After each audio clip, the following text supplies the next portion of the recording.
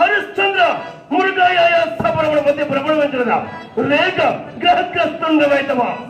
మరచదవా యోచించగలవు నాడు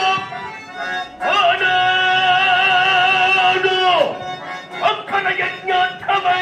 దాన మెచ్చనదు రక్కం మెచ్చన దాచినామున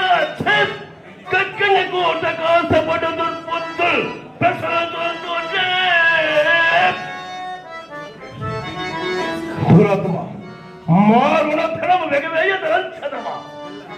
ఓరి పాపిష్ట కృతజ్ఞ దుర్మదాంత ఏమని వాగితివి ఇంకొక మారు అట్టి కాను కూత కోయము నాలుక పీకించి గద్దెలుగా వేసదరం మా అప్పు మేము అడుగుతాం